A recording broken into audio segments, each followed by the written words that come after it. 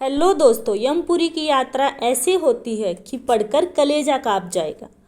गरुड़ पुराण में भगवान विष्णु ने जीवन को पानी में रखे कच्चे घड़े के समान कहा है, जो पल पल पानी में घुलता जाता है और कब पानी में पूरी तरह घुलकर नष्ट हो जाए कहा नहीं जा सकता। हर जीव, चाहे वह पशु हो या मानव, सभी को एक दिन शरीर त्याग कर परलोक जाना ही पड़ता है। परलोक का सफ़र बड़ा ही कष्टकारी दुख होता है। मरने के बाद का सफ़र जीवन और मृत्यु के समय के भयंकर कष्ट से भी भयंकर है, जिसके बारे में गरुड़ पुराण और कठोपनिषद में बताया गया है। यमपुरी की यात्रा शुरू। गरुड़ पुराण कहता है, किसी व्यक्ति की मृत्यु आनी होती है तब यम के 2 दूत पहले से ही व्यक्ति के आसपास पहुंच जाते हैं।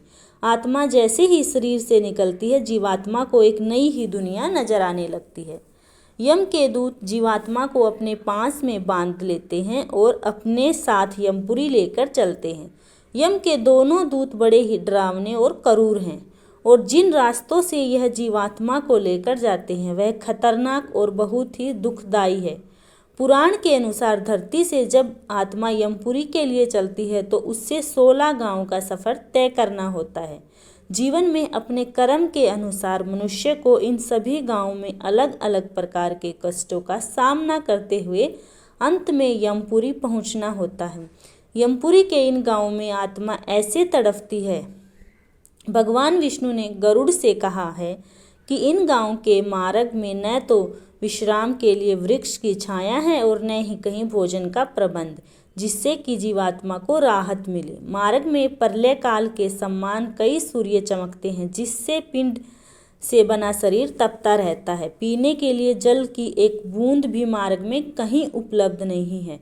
इस मार्ग में एक 80 पत्थर नाम का वन है। इस वन में कौवा, उल्लू, गिद्ध, मधुमक्खी, मच्छर तथा कई जगहों पर जंगल में आग है। इनसे पीड़ा पाते हुए प्रेत आत्मा मल मूत्र एवं रक्त के कीचड़ में गिरता है तो कभी अंधेरे कुएं में गिरकर छटपटाता है। वनों के पेड़ों के पत्ते तलवार जैसे, जिसे जीवात्मा घायल होती है और अपने परिजनों को याद करके रोता है।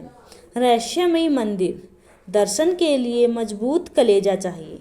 इस मार्ग में आत्मा को राहत मिलता है तो वह परिजनों से प्राप्त पिंडदान से, इसलिए परिजनों को श्राद्ध और मासिक श्राद्ध करते रहना चाहिए ताकि उनके परिजनों को मार्ग में अन्न जल मिलता रहे।